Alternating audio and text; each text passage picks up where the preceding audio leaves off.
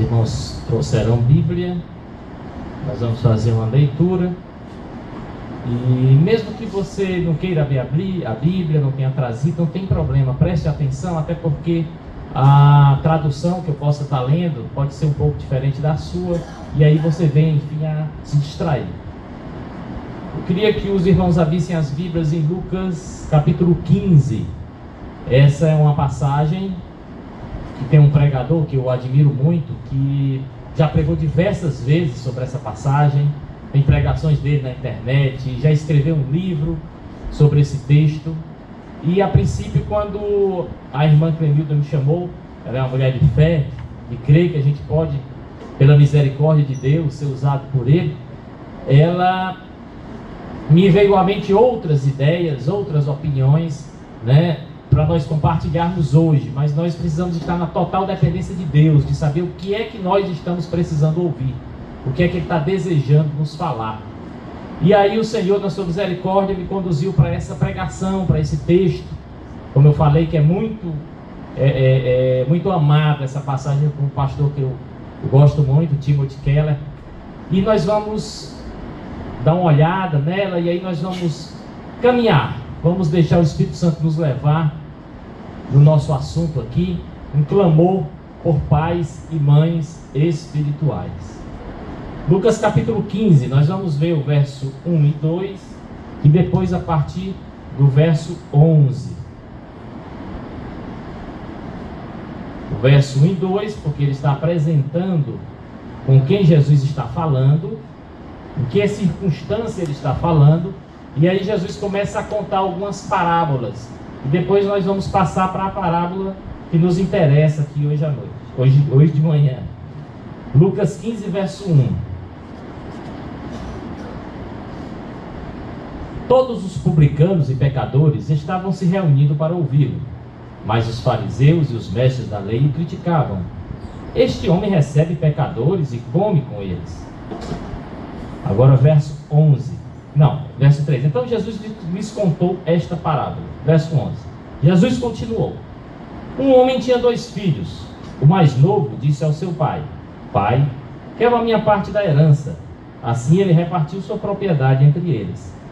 Não muito tempo depois, o filho mais novo reuniu tudo o que tinha e foi para uma região distante. E lá desperdiçou os seus bens, vivendo irresponsavelmente. Depois de ter gasto tudo, houve uma grande fome em toda aquela região, e ele começou a passar necessidade. Por isso foi empregar-se com um dos cidadãos daquela região, que o mandou para o seu campo a fim de cuidar dos porcos. Ele desejava encher o estômago com as vagens de alfarrobeira que os porcos comiam, mas ninguém lhe dava nada. Caindo em si, ele disse: Quantos empregados de meu pai têm comida de sobra e eu aqui morrendo de fome? Eu me porei a caminho e voltarei para meu pai. E lhe direi: Pai, pequei contra o céu e contra ti. Não sou mais digno de ser chamado teu filho. Trata-me como um dos teus empregados. A seguir levantou-se e foi para o seu pai. Estando ainda longe, seu pai o viu e, cheio de compaixão, correu para o seu filho e o abraçou e beijou. O filho disse: Pai, pequei contra o céu e contra ti. Não sou mais digno de ser chamado teu filho. Mas o pai disse aos seus servos: Depressa, tragam a melhor roupa e vistam nele. Coloquem um anel em seu dedo e calçados em seus pés. Tragam um novilho gordo e matem-no. Vamos fazer uma festa e alegrar-nos. Pois esse meu filho estava morto e voltou à vida. Estava perdido e foi achado. E começaram a festejar o seu regresso. Enquanto isso, o filho mais velho estava no campo. Quando se aproximou da casa, ouviu a música e a dança. Então chamou um dos servos e perguntou o que estava acontecendo. E esse lhe respondeu: Seu irmão voltou, e seu pai matou o novilho gordo, porque o recebeu de volta são e salvo. O filho mais velho encheu-se de ira e não quis entrar. Então seu pai saiu e insistiu com ele. Mas ele respondeu a seu pai: Olha, todos esses anos tenho trabalhado como um escravo ao teu serviço e nunca desobedeci tuas ordens. Mas tu nunca me deste nem um cabrito para eu festejar com os meus amigos. Mas quando volta para casa esse teu filho, que esbanjou os teus bens com as prostitutas, matas o novilho gordo para ele. Disse o pai: Meu filho, você está sempre comigo, tudo que eu tenho é seu. Mas nós tínhamos que celebrar a volta desse seu irmão e alegrar-nos, porque ele estava morto e voltou à vida, estava perdido e foi achado. Amém? Essa passagem, ela normalmente, ela foca, ela é estudada, analisada, meditada na figura do irmão mais novo, do irmão que saiu e foi em busca de destruir tudo que tinha. Tanto é que ela é chamada a parábola do filho pródigo. Pródigo é aquele que não tem um controle sobre os seus bens e destrói tudo de forma desordenada. Mas o texto diz que Jesus começa falando que um homem tinha 2 filhos. Ele não disse que a história focava só no filho mais novo. Ele não realçou a figura do filho mais novo, apesar de que a história do filho mais novo nos traz muitas lições e ela reflete a vida de praticamente todos nós, que estávamos no mundo, perdidos, que estávamos em rebeldia diante de Deus. Mas é interessante percebermos aquele grupo que estava com Jesus. Jesus não estava dando uma palavra dentro da igreja para cristãos, para pessoas seguidores. Ele não estava numa montanha reunida com os seus apóstolos. Ele não estava também em nenhuma residência, falando apenas no contexto de um lar, de uma casa. O texto diz o quê? Que havia ali publicanos e pecadores e havia escribas e fariseus. E se nós percebermos, essa parábola, quando ela fala do filho mais novo, daquele egoísta que foi embora, que não teve sabedoria, que desperdiçou tudo, nós podemos enxergar a figura dos publicanos e pecadores. Os publicanos, que eram cobradores de impostos, que enrolavam, tomavam o dinheiro do povo, enganavam o povo, que eram mal vistos, era a figura da pessoa má, da pessoa de mau caráter, e os pecadores de forma geral. Estes são muito bem ilustrados na figura do filho que foi embora. Mas normalmente nós esquecemos que havia o outro filho. E a gente tem uma ideia parecida com aquela ideia do bom ladrão. Olha, o ladrão que estava do lado da cruz, que se arrependeu, o bom ladrão. A gente vê com um olhar compassivo. E a gente olha, o filho mais velho, sim, ele era o filho que estava do lado do pai. Mas a figura do filho mais velho aqui, Jesus estava ilustrando os escribas e os fariseus que ali estavam. Os escribas e fariseus eram os religiosos. Eles falavam como esse filho mais velho falou: estou aqui sempre te servindo. E os escribas e fariseus cumpriam, se esforçavam para cumprir a lei. Só que havia um pequeno detalhe nessa realidade do filho mais velho, dos fariseus e dos escribas. Tem algumas características do comportamento desse rapaz que nós enxergamos nos escribas e nos fariseus. Primeiro, eles eram muito orgulhosos. Eles diziam: nós temos a lei, nós temos Moisés, nós sabemos as escrituras. Quem são esses pecadores, esses pescadores humildes? Quem é esse marceneiro, esse filho de José, que não sabe nada, para vir falar com a gente, mestres da lei? Eles eram extremamente orgulhosos, como era aquele filho mais velho, de chegar e dizer: peraí, pai, eu sou teu filho fiel, eu estou aqui do teu lado, eu mereço pelo menos um cabrito com os meus amigos, eu mereço o teu favor. Não esse aí não é um Zé Ninguém que destruiu tudo que tinha, mas eu mereci. E essa era a postura dos escribas e dos fariseus. Nós saberemos quando o Messias chegar. Nós temos o poder de interpretar a lei, de conhecer a lei. Quem são vocês? Havia um orgulho teológico, doutrinário. Havia um orgulho naqueles homens que nós vemos na figura desse filho mais velho, que estava assim. Aí nós começamos a enxergar, realmente tem alguma coisa que a gente pode analisar na vida desse rapaz, que ele chega e reclama do pai. E o que é que nós percebemos? O orgulho. Nós percebemos também algo extremamente interessante. Ele diz assim: tenho te servido como um escravo. E como é que o escravo serve? O que é que a gente percebe na fala dele? O que nós percebemos é que ele estava servindo à força, como uma obrigação. Ou seja, nenhum dos 2 filhos estava bem com o pai. Nós vemos um filho rebelde que disse: pai, eu mando no meu dinheiro, eu mando na minha herança, eu sou o dono do meu nariz, me dá o que é meu que eu vou embora. E nós temos um outro filho dizendo assim: olha, pai, tu tem a obrigação de me dar, porque eu sou bom, eu te obedeço, eu estou aqui como um escravo. Mas havia uma coisa que faltava nos 2 filhos. E o que é que faltava nos 2? faltava amor. Nenhum estava tendo amor para com seu pai. Todos dois estavam perdidos. Então o que é que nós podemos concluir? Nós podemos concluir, assim também analisando com a figura dos escribas e dos fariseus, que não existe apenas dois caminhos que você possa trilhar na vida: o caminho da rebeldia do filho mais novo e o caminho daqueles que estão dentro da igreja.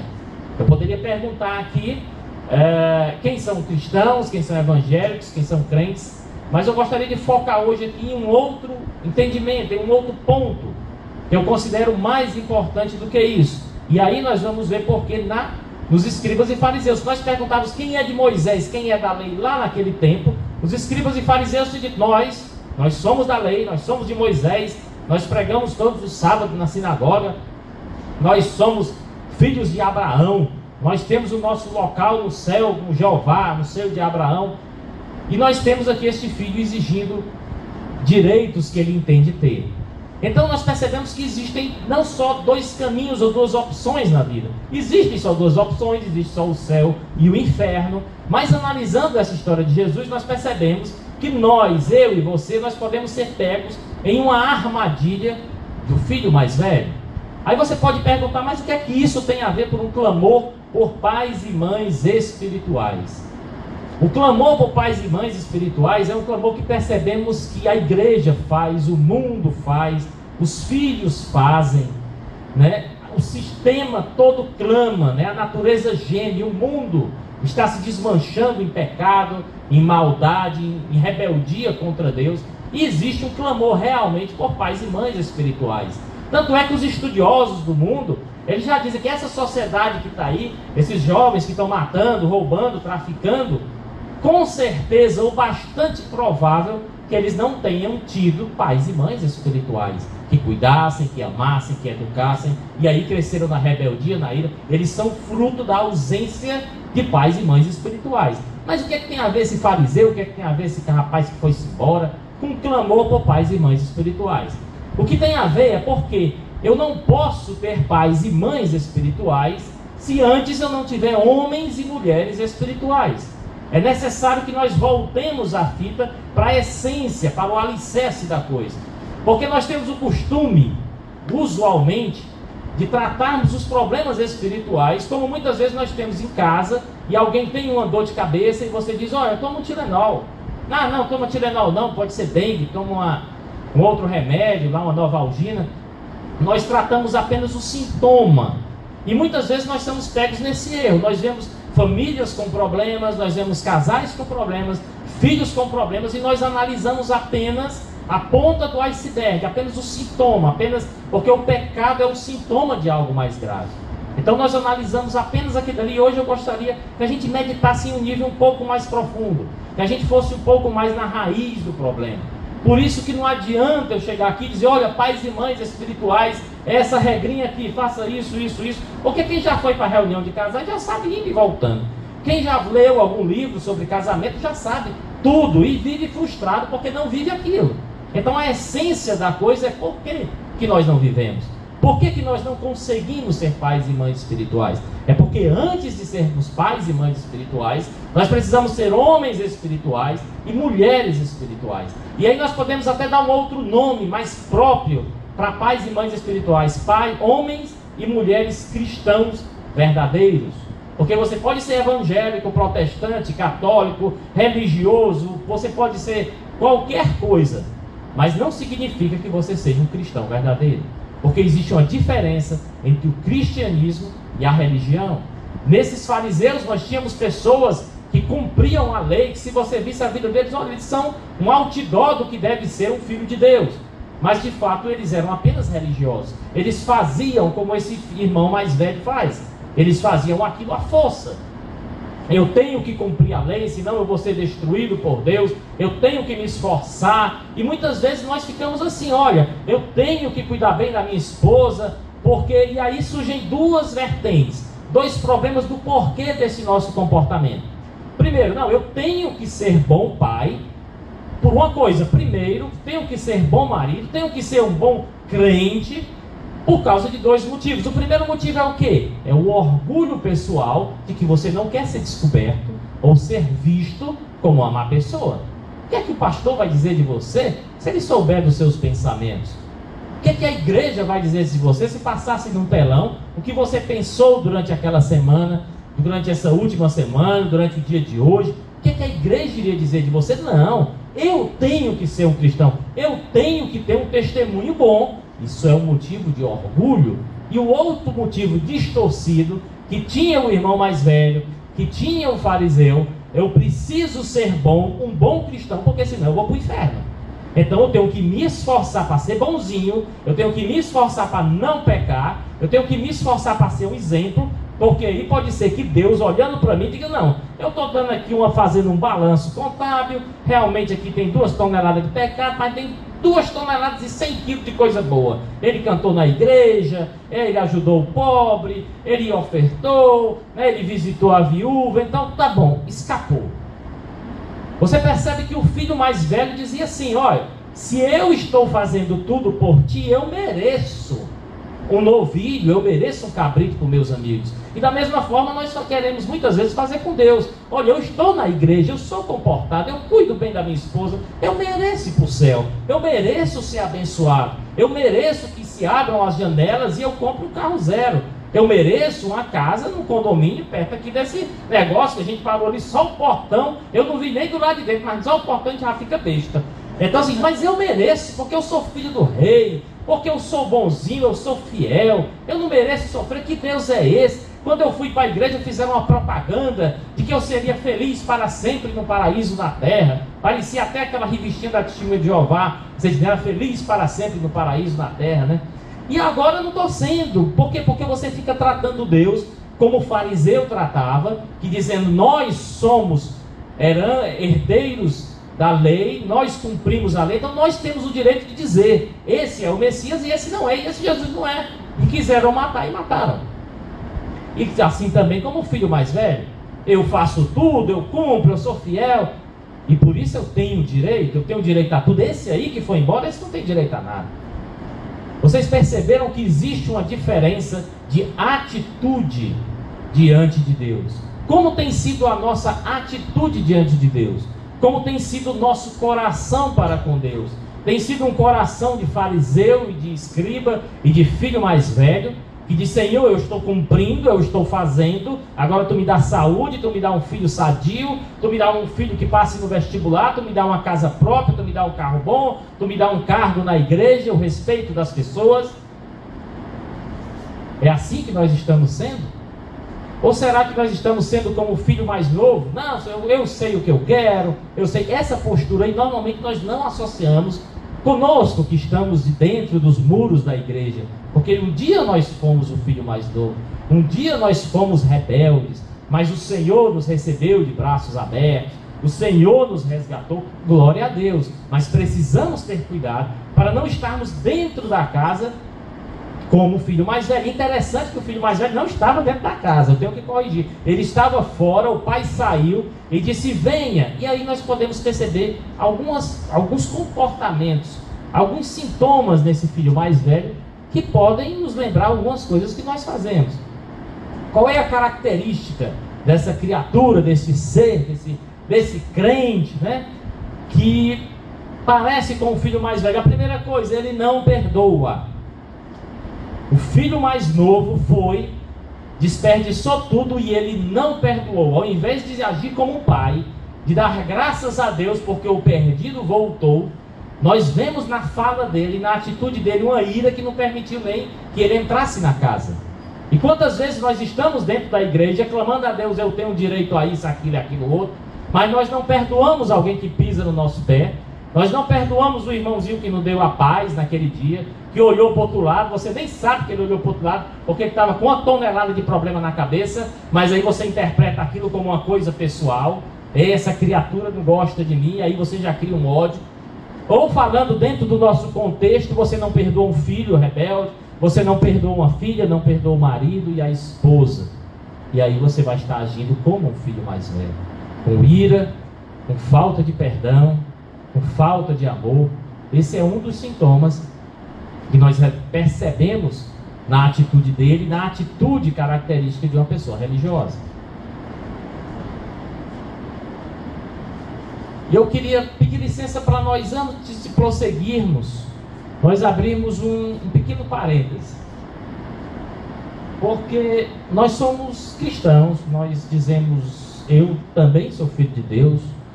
Eu não sei se todos aqui são evangélicos, mas eu creio que todos dizem, eu sou cristão, eu creio em Deus, eu creio que Jesus é o Filho de Deus.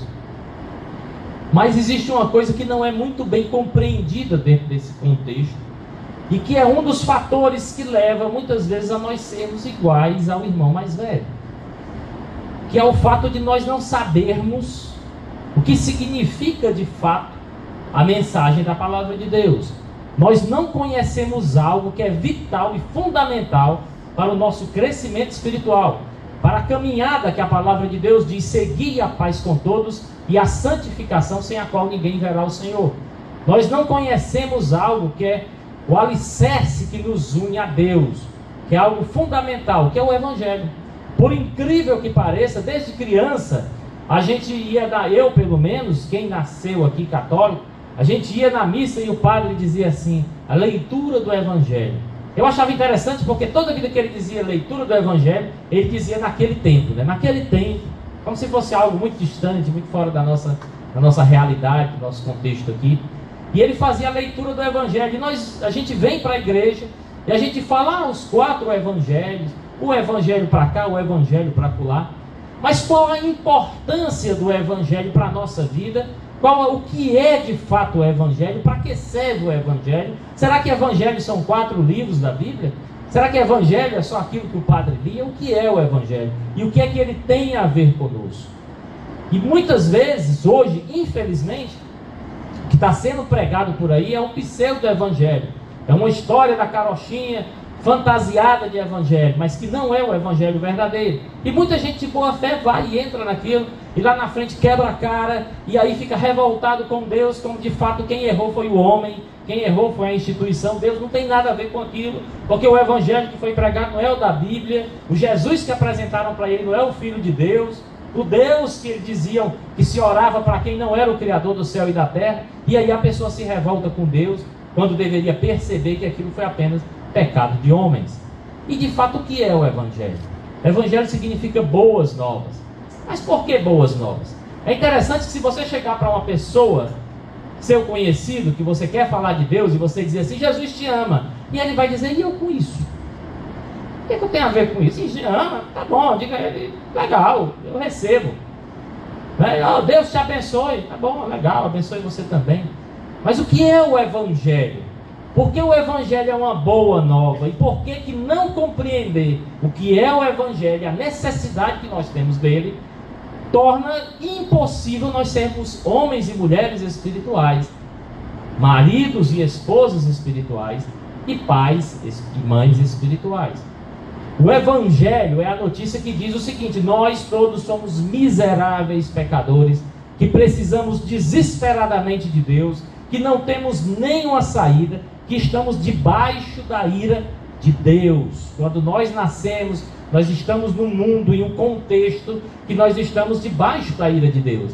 A lenda popular, a lenda urbana, dizer todo mundo é filho de Deus, mas Deus também é amor, não condiz com o Evangelho da Bíblia. Dizer venha para cá e vai ser um milionário, porque seu coração tem um vazio do tamanho de Deus, e você precisa de Deus, porque Ele quer, venha. E aí a pessoa quase se ajoelhar no chão, pelo amor de Deus, venha para Jesus. Parece que Jesus está pedindo uma esmola, uma esmolinha, uma vidinha, pelo amor de Deus, uma conversãozinha, pelo amor de Deus. E o que é que o Evangelho diz? Que nós somos miseráveis, que nós já estamos condenados, que nós temos uma dívida que nunca poderemos pagar, porque nós somos PhD em pecado.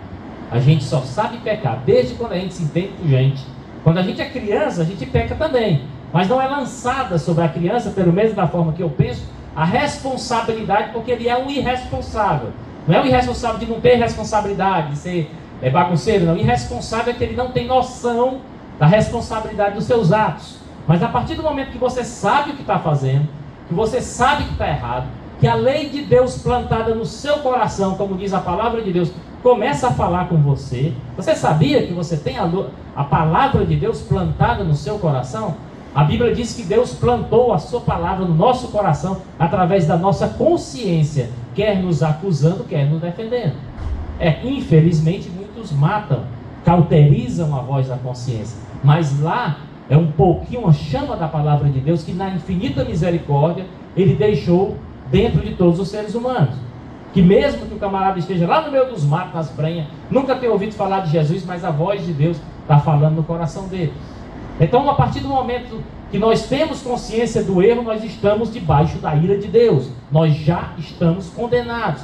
E não adianta você fazer penitência, você ser bonzinho, você ser elogiado pelo pastor, você ser uma pessoa maravilhosa, consagrada a isso, aquilo, outro.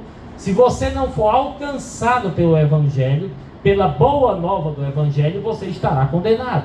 E que boa nova é essa? Que o Filho de Deus pagou uma dívida que nós não poderíamos pagar. Ele pagou a minha dívida e a sua dívida, porque só havia uma forma de se pagar, seria através da morte do Filho de Deus, para nos resgatar da condenação do pecado. E isso é a mensagem do Evangelho, uma mensagem de que, apesar de estarmos desgraçadamente, miseravelmente condenados, existe uma esperança, e é a única esperança e a única saída. E a única saída é o quê? Nós nos rendermos, nos arrependermos de forma genuína, buscarmos a Deus, aceitarmos o sacrifício, nos rendermos, reconhecermos que somos pecadores. Aí nós poderemos ser alcançados pela graça de Deus, pela misericórdia de Deus e pelo amor de Deus. Nós somos alcançados pela graça, pela misericórdia e pelo amor incondicional de Deus. E o que é que significa isso? Graça hoje em dia é uma palavra tão mal entendida, não é? A pessoa diz, vem, é de graça, aí de graça ninguém vai. Toma isso daqui, é de graça, ninguém valoriza, joga fora. Olha, isso aqui é graça. E as pessoas, nós entramos na igreja com esse entendimento distorcido da palavra graça, desvalorizado da palavra graça, que nós recebemos a graça de Deus e não damos o devido valor. E o que é que a graça quer dizer? A graça é um favor que nós não merecemos. E antes de nós recebermos este favor, nós somos alvos da misericórdia de Deus. E o que é a misericórdia de Deus? É Deus não colocar sobre nós aquilo que nós merecemos receber. Quando Ele tem misericórdia, Ele não coloca sobre nós o castigo que nós merecemos. Existe até uma música que eu não gosto nem muito de cantar, que ela assim, eu quero de volta o que é meu. Se na hora que você canta, você não estiver pensando em algo específico, que era seu, e alguém tomou, o cão tomou, sei lá quem tomou, você pedir para Deus, simplesmente, eu quero de volta o que é meu, o que é teu, e a condenação para o inferno. Você está com é a única coisa que é sua, ninguém toma, está no teu DNA, é a sua condenação para o inferno. Então, a misericórdia de Deus, Ele não dá a condenação que nós merecemos. E por que Ele não dá essa condenação? Porque Ele nos dá de graça a salvação que nós também não merecemos. E isso tudo, banhado, lavado, recheado com um amor incondicional. O amor que recebeu aquele filho egoísta que foi embora, como tantos de nós já nos rebelamos diante de Deus. Mas perceba que essas três características, elas não estão no filho mais velho, elas não estão nos escribas e fariseus. Eles não têm misericórdia, ele não teve misericórdia de perdoar, de evitar de lançar o castigo no irmão mais novo. Ele disse, olha, ele foi embora, ele merece nada. Ele não teve a misericórdia do pai de dizer, não lança o castigo sobre ele, dá mais uma chance. Ele não teve a misericórdia. Ele não teve a graça de dizer, olha, faz uma festa, ele não merece, mas dá de graça uma festa para ele, comemora uma festa. Ou seja, ele não teve um amor incondicional. E quantas vezes nós estamos agindo assim? Com o nosso marido, com a nossa esposa, com os nossos irmãos. Deus nos oferece, através da mensagem do Evangelho, ela diz que Ele nos oferece graça, Ele nos oferece misericórdia e amor incondicional. E nós teimamos e não dá para ninguém misericórdia, nem graça, nem amor. E nós queremos ser pais e mães espirituais. Então tem alguma coisa errada. Vamos voltar, vamos nos colocar diante de Deus e percebemos que nós não somos nem homens e mulheres espirituais. Nós não podemos chegar diante de Deus e dizer eu sou cristão, porque os homens daquela época foram chamados de cristãos, porque eles se pareciam com Cristo, eles viviam de uma forma a se parecer com Cristo. Mas se nós estamos agindo como irmãos mais velhos, como fariseus, estamos dentro da igreja, aparentemente a fachada é bonitinha, aparentemente a gente é consagrado, aparentemente você recebe um cargo, você recebe aplausos, você é chamado para aconselhar alguém, porque supostamente você tem muita sabedoria, você tem maturidade, você é um homem de Deus, uma mulher de Deus, mas no íntimo do seu coração, você não tem misericórdia, você não tem graça, você não tem amor incondicional, mas você age daquela forma, você quer dar de volta o que o outro merece, você quer dizer que não vai dar nada que o outro não mereça, não, ele vai receber o castigo que merece, não, ele vai receber a disciplina pastoral. Olha, pastor, pisou no meu pé, se não ficar no banco 3 meses eu vou sair da igreja, porque ele merece o castigo, tem que servir de exemplo. No dia, pastor, sabe por que essa igreja é bagunçada? Porque ninguém foi pego para Cristo. Pegue um para Cristo e bote 3 meses sendo envergonhado no banco. No instante ele se ajeita. Mas você não percebe que se o pastor assistir 30 segundos dos teus pensamentos de hoje num telão, ele não vai te botar na disciplina, ele vai tacar um pau em ti, vai botar para correr. Sai daqui, hipócrita, desgraçado, você está envergonhando o evangelho. Por quê? Porque nós, a nossa essência, a nossa inclinação natural é para sermos irmãos mais velhos. Apesar de nós crermos na graça de Deus, no amor de Deus, nós não temos uma inclinação natural por isso, porque nós habitamos em carne pecaminosa, nós habitamos dentro de uma circunstância que nos inclina para o pecado, e aí nós estamos devagarzinho começando a chegar onde nós pretendemos chegar. Nós temos essa tendência pecaminosa de sermos como irmãos mais velhos, de ficarmos na igreja achando que estamos salvos, mas estando tão perdidos quanto aquele que está lá fora, porque nós não temos misericórdia. Nós olhamos para aquele que está fora de cima para baixo. Aquele irmão que entrou ali, que é um papudinho de barrão. Eu mando chamar para ele sentar do meu lado, dar um abraço nele. O cara está com a camiseta furacana, estava assistindo o jogo ali no bar. Não, eu não, meu irmão, me respeite, meu paletó é zero aqui, eu não vou me sujar com um cara desse, porque eu sou melhor do que ele. Ou seja, ele merece uma condenação, ele merece o meu desprezo, assim como o fariseu. Eu sou o filho de Davi, eu sou semente de Abraão, eu sou o guardião da lei de Moisés, assim como o irmão mais velho, eu te sirvo como escravo. Então muitas vezes nós fazemos assim, nós não temos a misericórdia, olhamos com orgulho, e é esse orgulho que nos lança do caminho da miserabilidade diante de Deus, e mostra claramente que de cristão nós não temos nada. Nós não temos graça, nós não oferecemos para o outro uma mão, mesmo que ele não mereça. Não, mas aquela dali estava falando de mim, aquele dali deu uma rasteira em mim mês passado, aquele pastor ali, aquele dali não vai no Cibazol, aquele dali, nós não temos graça de chegar e dizer assim, olha, eu preciso te amar, eu quero te amar, porque eu fui amado primeiro. Qual a diferença do cristão para o religioso? Qual a diferença do salvo, do crente para o cristão? Qual a diferença do evangélico para o cristão? Qual a diferença do protestante para o cristão? Você pode ser protestante, evangélico, crente, ter qualquer rótulo, qualquer fantasia e não ser cristão, porque o religioso, ele diz aquilo que eu falei, aquilo que o filho mais velho diz, aquilo que os fariseus diziam. O religioso diz, eu vou tentar ser bom, eu vou me esforçar, eu vou tentar lutar, eu vou fazer de tudo para não dar mau testemunho. Se eu pisar na bola, eu tenho que esconder o pecado para ninguém ver, porque pode ser que o pastor me dê cartaz, pode ser que Deus tenha misericórdia de mim e que tenha um cantinho para mim no céu. Isso é o religioso. E o cristão, ele diz o quê? Deus me amou, eu conheço o evangelho, eu tinha uma dívida que eu nunca poderia pagar, eu tinha uma dívida que fez o Filho de Deus sair do céu, vir na terra, sofrer, ser humilhado, massacrado, por amor a mim. Eu não tenho nada mais que eu possa fazer a não ser adorá-lo, amá-lo, agradecê-lo, louvá-lo. Só tem sentido nessa vida se for adorando a Deus, amando a Deus, falando de Jesus, amando a Jesus, porque eu estava perdido e fui achado. Eu estava no mundo e Deus teve misericórdia, me deu graça sem eu merecer, agiu com misericórdia e não me castigou, não me mandou para o inferno que eu merecia ir. Isso é ser cristão. É você reconhecer que Deus é Deus e que Deus teve amor por você antes de você nascer. E aí você serve a Ele em amor. E não como um escravo. E não de má vontade. Porque se você fica vivendo como um religioso, como um irmão mais velho, se você não faz o evangelho entrar de forma prática e real da sua vida, você vai viver se murmurando, você vai viver se lastimando. E é necessário que haja uma pequena diferença aqui, que nós percebamos, entre o lamento e a murmuração.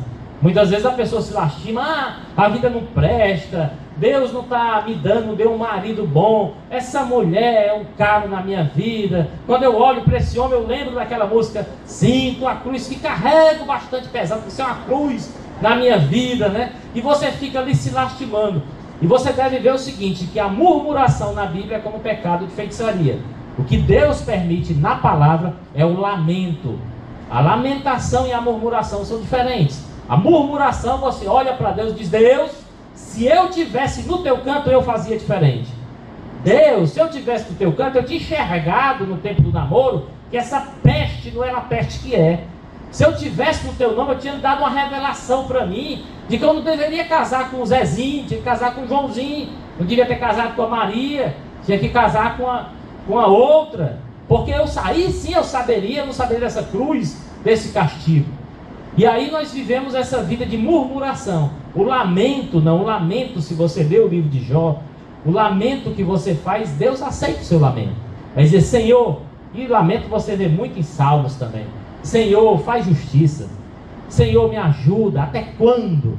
Leia o livro de Salmos e você vai ver dezenas, centenas de até quando. Até quando, Senhor, eu vou sofrer essa luta? Me ajuda, me dá força, porque está difícil. Faz justiça, me socorre, estende a tua mão, olha para o teu servo, lembra de mim. Isso é um lamento, é você se derramar aos pés do teu pai, é você chorar aos pés dele. Mas aí é diferente da murmuração. Mas se você for um religioso, se você for um irmão mais velho, você vai estar sempre murmurando, você vai estar sempre lamentando.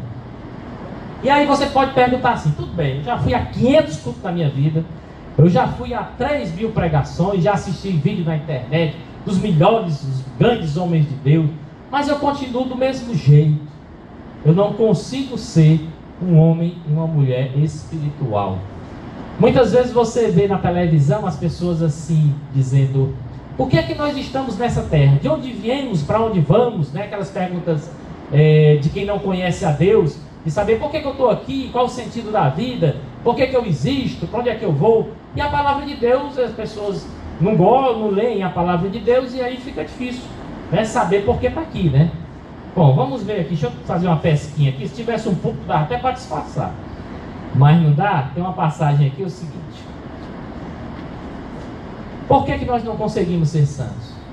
Por que toda vida que a gente vai para o culto, a gente sente no coração a vontade de levantar a mão e ir lá na frente de novo? Por que estamos sempre com essa sensação de fracassado? Por que nunca conseguimos? Por que o casamento não anda? Por que essa santidade pessoal não amadurece? Porque a gente vive no eterno tobogã. Sabe aquele tobogã, brinquedo que tinha antigamente, é o novo, naqueles parques que você sentava num pano velho, num pano de saco, e saía escorregando, tinha alto e baixo, alto e baixo. Você vive assim. Você está bem com Deus, depois você está lá embaixo. Você está bem. E você lê na Bíblia, a vereda do justo é como a luz da aurora, que vai brilhando mais e mais até ser dia perfeito. E você se sente frustrado, porque isso não é uma realidade na sua vida. Mas por quê? Por que eu fui premiado para ser a ovelha negra? Por que eu fui escolhido para todo mundo da igreja ser arrebatado, só eu ficar para fechar as portas? Por quê? Por que eu estou aqui? Será que eu vim só para sofrer? O que eu estou fazendo aqui? E a palavra de Deus nos traz respostas. Romanos 8, 28 e 29, não precisa pegar, preste só atenção. Sabemos que todas as coisas cooperam para o bem daqueles que amam a Deus, daqueles que são chamados segundo o seu propósito. Porquanto aos que de antemão conheceu, também os predestinou para serem conformes à imagem de seu Filho, a fim de que ele seja o primogênito entre muitos irmãos. Você está nessa terra para ser a imagem do Filho de Deus. Esse é o único propósito, que você ainda não morreu. Você ser moldado na imagem do Filho de Deus. Se você está passando por um casamento ruim, se você está tendo problema com o teu marido, essa é a pedagogia que Deus está usando para te tornar a imagem do Filho de Deus. Se você tem um marido, uma esposa que está te dando trabalho, um filho que está te dando trabalho, um chefe que está te apurrinhando, se você tem uma dificuldade financeira, se você tem uma série de circunstâncias, é claro que umas são fruto do que você plantou. Porque, infelizmente, tem gente que faz assim: eu creio que Deus vai abrir as portas e que Ele vai me dar um aumento. Aí pega o cartão de crédito e compra um monte de coisa e diz assim: eu sou filho do rei, eu sou por cabeça, eu não sou por cauda, e eu vou conseguir pagar essa ruma de coisa, que o meu Deus é do dono do ouro e da prata. E aí depois tá com o nome no SPC, vai com o oficial de justiça da porta tomando as coisas. Tá. Por quê? Porque não teve sabedoria, não teve entendimento. Então você está aqui muitas vezes sofrendo por besteiras que você fez. Mas se não for esse caso, se não for o caso de você estar colhendo aquilo que plantou, se você está no centro da vontade de Deus, clamando ao Senhor, mas mesmo assim as dificuldades são uma constante na tua vida, saiba que essas dificuldades existem, porque elas são necessárias para você ser moldado à imagem do Filho de Deus. Se você compreender que a sua caminhada cristã existe com essa finalidade, com esse intuito, você jamais vai murmurar, porque você vai dizer assim: Deus, se para mim ser moldado à tua imagem e semelhança, eu preciso ser pobre, que eu seja pobre. Deus, se para mim ser moldado à tua imagem e semelhança, é para mim sendo rico, que seja rico. Mas o que importa é que eu seja moldado à imagem do Filho de Deus. Porque essa vida aqui é passageira. Isso aqui é só esse estágiozinho probatório, onde Deus está amassando o barro, para que você seja moldado à imagem do Filho dele e possa passar a eternidade com ele. Então essas circunstâncias são pessoais de cada um. Deus te conhece. Tem gente aqui que vai passar a vida toda orando para ter um carro e nunca vai ter, porque Deus sabe que você não tem estrutura para ter um carro. E que se você tiver, você vai deixar de vir para a igreja para passear, você vai ter orgulho e vaidade diante do irmão que está de bicicleta, você vai se envaidecer, e isso vai atrapalhar a tua vida espiritual. Isso vai desmanchar. Você estava sendo moldado à imagem de Cristo, de uma hora para outra o vaso vai quebrar todo de novo. Então Deus em amor diz: não, filho, tu não tem estrutura ainda, você é único. Eu te criei único, uma joia preciosa única. E essa joia, para ser moldada à imagem e semelhança de Jesus, ela tem que ficar pobre nessa terra. Glória a Deus por isso. Por quê? Porque nós vivemos apenas nessa caminhada. Nós estamos apenas passando por aqui. Pegue a pessoa mais idosa que você conhece. Procure a pessoa mais idosa e pergunte: você lembra quando tinha 15 anos, 20 anos? Parece que foi ontem. É o que você vai ouvir, é rápido demais. O instante passa. Então é necessário que você entenda a mensagem do Evangelho e por que você está aqui. Se você compreender que você foi alvo da misericórdia, do amor incondicional, da graça, e que você existe e ainda está vivo, porque você não foi moldado ainda no molde da imagem e semelhança como Deus quer, aí o resto, meu irmão, o resto é resto. Os problemas vão ser vistos com outros olhos. Tem uma música de uma cantora evangélica americana que ela diz: ela quer ter o Father's Eyes, os olhos do pai. Ela disse que quer olhar para o problema com os olhos do pai, olhar para o irmão com os olhos do pai, olhar para as dificuldades com os olhos. Aí você vai passar a ver a vida com os olhos do pai. Aí aquele marido, aquela esposa, aquele problema: ah, mas ele não me completa. Ah, mas ela não satisfaz as minhas expectativas matrimoniais. Aí fala até meio assim encabulado. Você está entendendo, né, pastor, o que é que eu quero dizer com expectativas matrimoniais, né? Essa mulher é um balde de gelo e eu sou um furacão em erupção, um vulcão em erupção. Essa mulher é uma desgraça na minha vida. Aí você vai passar a ver que tudo isso é quase nada diante da perspectiva e do olhar de Deus. Que você estava perdido, foi achado, estava condenado, foi resgatado, estava em desgraça e foi amado, recebeu graça, misericórdia, e que a sua caminhada a partir de agora é ser cristão. E o que é ser cristão? Ser moldado à imagem de Cristo. Mas aí nós perguntamos: isso é muito bom. Você deve ter lido isso aí em algum canto, deve ter ouvido alguma pregação em algum canto. Eu também já ouvi coisa parecida. Mas na prática, meu irmão, o que eu vejo é quando eu vou para um acampamento da igreja, é maravilhoso os 4 dias de carnaval. O céu desce e vem para a terra. É uma coisa fantástica. Mas quando a vida volta para o dia a dia, volta a mesma desgraça.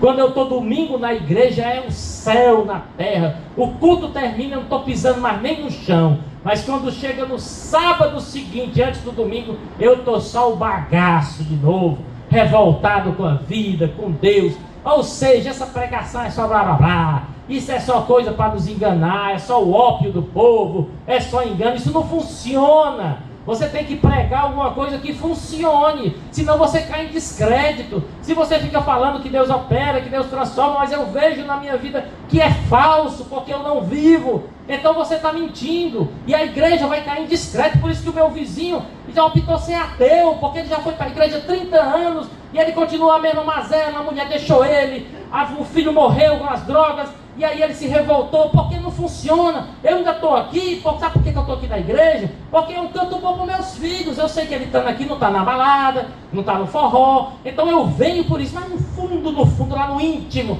eu sei que não funciona. A gente está aqui um enganando o outro, e vamos empurrando a vida nesse ambiente legal, né? Eu tenho um pouquinho de prestígio, né? Tenho até um título, me consagrar a isso, aquilo, outro. O povo gosta de mim e a vida fica mais leve. Dessa forma fica mais legal levar a vida. Então não funciona. Muito obrigado, você veio aqui, foi legal, bateu naquele tambor, foi joia. Esse dia foi maravilhoso, mas a desgraça vai continuar. Nós estamos aqui fazendo papel de besta. Você pode chegar e dizer isso, e por quê? Porque existe uma verdade que precisa ser posta em prática. Existe uma forma que este evangelho se transforme vivo. Porque de fato nós falamos de graça, de misericórdia e de amor, mas no fundo do nosso coração nós não vivemos crendo todo dia nessa misericórdia, nessa graça e nesse amor. Por quê? Existe uma resposta? Por que não vivemos? Por que pensamos que estamos numa farsa? Por que o evangelho não funciona lá em casa? Porque quando eu olho para o espelho não dá certo na minha vida. Por que é? Por que é que assim eu não consigo ser um marido legal, mas eu vou quebrando galho, a minha esposa é marromeno, mas se eu cair no adultério vai ser um escândalo, e vai ser ruim para a família, eu vou me segurando. Por que a gente está brincando de ser crente? Para estar num cantinho melhor? Quem sabe, né? Se Deus tiver num dia bom, no dia que eu bater as botas, pode ser que Ele tenha salvo muita gente naquele dia, tenha de bom humor, né? E eu escape. Mas a verdade bíblica não é essa. O grande problema é porque nós não lemos a Bíblia. Nós não conhecemos a palavra de Deus. A gente até gosta de ir na livraria, aí chega lá, né, o vendedor doido por uma comissão, olha, chegou a Bíblia nova do fulano de tal. Ela é fantástica, irmão, olha, a capinha de couro, tem os comentários aqui, é linda, o pessoal da igreja vai te elogiar, vai te achar bonito, ó. Isso daqui aí você vai e compra. Aí 6 meses depois chega lá, já saiu a do Cicrano. Olha, a Bíblia do Cicrano é maravilhosa, os comentários são maiores que a do fulano de tal. E aí no outro mês você vai, ó, saiu a Bíblia do Beltrano, prosperidade e tal, não sei o que. Então você tem uma coleção de Bíblias belíssimas e maravilhosas, mas você não lê, você não se alimenta. E aí você não conhecendo a verdade, você vai viver realmente uma fantasia de fazer de conta que é cristão. Você vai ser um irmão mais velho, você vai ser um fariseu, você vai ser como um escriba, que estava apenas fingindo que era alguma coisa que de fato não era nada. E qual é a receita? Não adianta de nada eu chegar aqui, fazer um diagnóstico da desgraça, um retrato da tragédia, botar o tambor debaixo do braço e ir embora. É necessário que a gente saiba, que a gente busque na palavra de Deus uma resposta.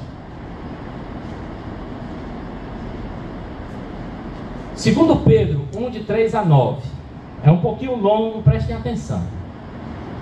Visto como pelo seu divino poder nos têm sido doadas todas as coisas que conduzem à vida e à piedade, pelo conhecimento completo daquele que nos chamou para a sua própria glória e virtude, pelas quais nos têm sido doadas as suas preciosas e muito grandes promessas, para que por elas vos torneis coparticipantes da natureza divina, ou seja, vocês terem a natureza de Cristo, livrando-vos da corrupção das paixões que há no mundo, dando certo, vivendo em santidade, se livrando das... Como é?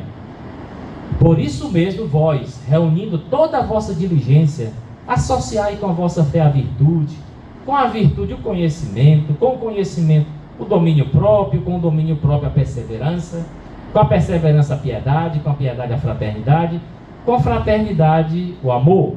Se nós parássemos aqui, seria fantástico para o religioso. Bota uma plaquinha na parede, você pode isso, pode isso, pode isso. Você não pode isso, não pode isso, não pode isso. Você tem que amar, você tem que ter virtudes, tem que ter conhecimento, tem que ter domínio próprio. É pecado, não ter domínio próprio, não ter amor. Até aí, nós estaríamos continuando sendo irmãos mais velhos. Vamos continuar. Porque estas coisas existindo em vós e em vós aumentando, fazem com que não sejais nem nativos, nem infrutuosos no pleno conhecimento de nosso Senhor Jesus Cristo. Pois aquele a quem essas coisas não estão presentes é cego, vendo só o que está perto, esquecido da purificação dos seus pecados de outrora. Na frase final, nós temos a receita, nós temos o bizu, nós temos uma orientação preciosa. Aquele em quem as coisas não estão presentes, aí você pode estar falando de mim, que realmente o negócio está feio, o negócio está ruim.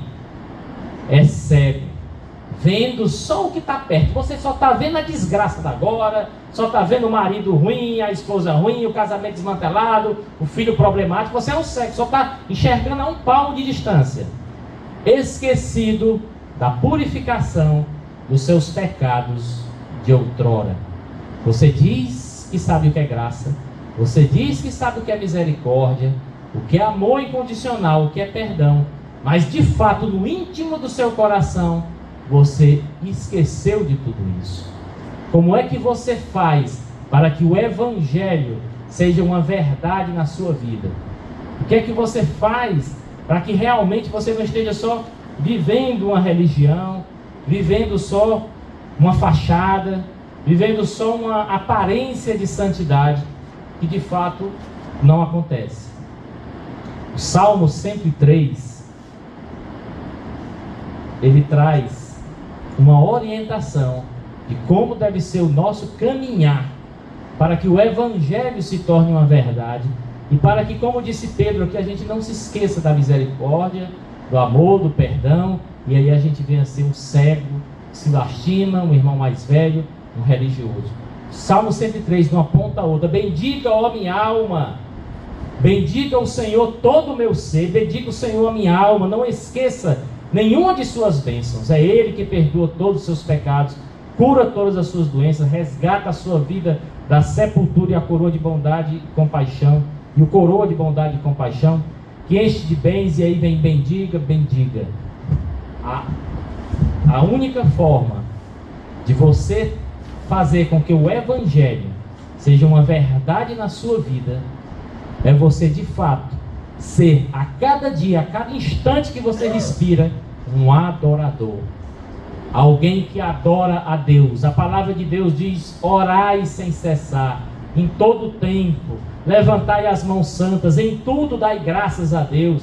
A palavra de Deus diz: bem-aventurado o homem que não anda segundo o conselho dos ímpios, não se detém no caminho dos pecadores, nem se assenta nas rodas dos escarnecedores. O que é que ele faz para ser feliz? Antes tem o seu prazer na lei do Senhor, e na sua lei medita dia e noite.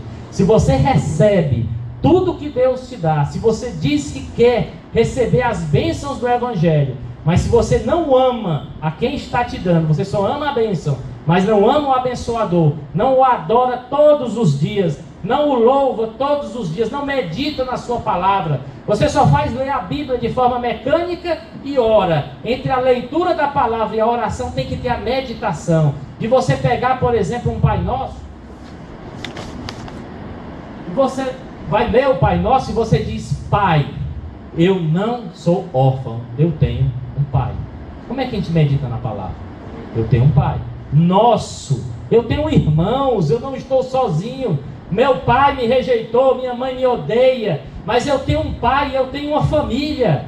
Pai nosso que está nos céus. O meu pai não é dessa terra, ele é divino, ele não está contaminado por essa corrupção, ele é do céu. Pai nosso que estás no céu, santificado seja o teu nome, venha o teu reino a nós. E aí você começa a meditar na palavra. É muito diferente de você ler como se faz uma reza: Pai nosso que está no céu, né? Aí você para: Senhor, me dá saúde, me dá dinheiro, né? Abre as portas, me livra do ladrão, não sei o que, não sei o que, não sei o que. Você está vivendo uma vida mecânica, mas se você se dedica a amar, se você busca a santidade, como ele mesmo diz na palavra, seguir a paz com todos e a santificação, se você busca o contato com ele, se diz, Senhor, eu te adoro, obrigado, ontem eu te aceitei, ontem eu ouvi tua palavra, ontem eu tomei consciência de que tu és Senhor, Salvador, pois hoje eu quero te louvar por essa oportunidade que tu me deu ontem, e amanhã você diz, Senhor, foi antonte que eu soube de ti, glória a Deus hoje, porque tu me deu vida, Senhor, foi semana passada, foi ano passado, obrigado por mais esse dia, que eu estou vivo, que eu posso falar de ti, que eu posso te adorar, que eu posso te louvar, e aí você vai ver que o Evangelho vai se tornar parte real da sua vida. Jesus fez uma oração por nós, ele fez uma oração pelos seus discípulos, que ele diz assim, Pai, santifica-os na verdade, a tua palavra é a verdade. Se você não mergulhar nessa palavra, não meditar nessa palavra, você nunca vai ser santificado, porque nós não conseguimos nos santificar, nós perseguimos, seguir a santificação, nós perseguimos, mas ela vai ser alcançada através da obra milagrosa de Deus nos nossos corações, como nós mergulhamos na palavra, meditamos na palavra, adoramos a Deus, refletimos na pessoa dele, agradecemos, louvamos, lemos o salmo e diz, Senhor, como o salmista disse aqui, eu também te adoro. Aí você abre outro salmo, o salmista está cercado de exército, querendo matar ele, está debaixo do ódio do rei, e ele clama socorro e te diz, Senhor, todo do mesmo jeito, o menino está dando trabalho, o marido me humilhou, fulano isso, aquilo, mas como o salmista, preste atenção, todo salmo de lamento, não é de murmuração, no final tem uma palavra de vitória, mas o meu Senhor vive, o meu Redentor vai me resgatar, vai dar tudo certo, eu vou vencer, no final eu vou sair ganhando. E aí você lê o salmo, você reflete, você adora a Deus. Então é necessário esse alimento diário. Por quê? Porque a sua inclinação carnal é para ser irmão mais velho. E se você não alimenta o teu corpo espiritual, não mergulha de cabeça na palavra, em adorar o teu Criador, em adorar a Deus, a Jesus que morreu por ti, você vai viver como religioso, vai viver como zumbi daqueles seriados, um morto-vivo dentro da igreja. E aí como é que você vai ser um pai abençoador? Como é que você vai ser pais e mães espirituais? Sabe como é que você vai ser? Sabe qual é o fruto? O sintoma, né? Que a gente costuma olhar o sintoma e não tratar da causa real. O sintoma de você ser um religioso. Menina, a fulana está me chamando lá fora, diz aí que eu não estou não. Aí o filho vai ver, minha mãe é mentirosa, né? Aí o pai diz assim, rapaz, deixei 500 conto ali no médico, comprei dos recibos lá para diminuir meu imposto de renda. Aí o filho, ó, meu pai é mala. Por quê? Está na igreja, mas é mala. Aí você começa, os sintomas começam a aflorar, a ferida começa a botar toda a desgraça para fora, porque você não é um cristão, você é só um religioso, porque você não adora a Deus. Você já teve um dia a experiência, um dia você chorou, um dia você sentiu o amor de Deus te tocando, um dia você sentiu a misericórdia do Senhor, mas você pode até ter adorado um dia, 2 dias, uma semana, mas depois você desprezou teu Deus, você não buscou mais a Ele, não mergulha na palavra, não medita na palavra, e aí você volta para trás, e Jesus disse que quem olhar para trás não é digno, quem lançar a mão, quem parar de ter a comunhão com Ele não é digno, para Ele não vai fazer a menor diferença. Ou seja, o que é necessário para sermos pais e mães espirituais? Necessário antes sermos homens e mulheres espirituais, e para sermos homens e mulheres precisamos orar sem cessar, seguir a santificação, e essa santificação vai vir com a meditação na palavra de Deus, com a adoração constante a Deus, com amor a Cristo, porque a palavra de Deus diz que Ele pega o nosso coração de pedra e transforma em coração de carne. Nós não conseguimos a santificação, é Deus quem opera, mas a nossa atitude tem que ser uma atitude baseada na sua palavra. Nós tomamos a atitude e Ele faz a obra. Nós não vamos ter mérito nenhum. Senhor, olha como eu consegui ser santo. Olha, não, Senhor, obrigado, porque Tu tiveste misericórdia e me santificaste pelo Teu amor. Mas a sua atitude, meditar, orar, amar, clamar, orar sem cessar, e aí você vai ver que realmente você não vai fazer papel de bobo e não vai ser um religioso, e realmente a igreja não vai ser uma farsa e uma engabelação para você entreter seus filhos, mas a palavra de Deus ali pregada vai ser viva e eficaz na sua vida, e isso vai ter consequências eternas em você, nos seus filhos e em toda a tua descendência. Amém?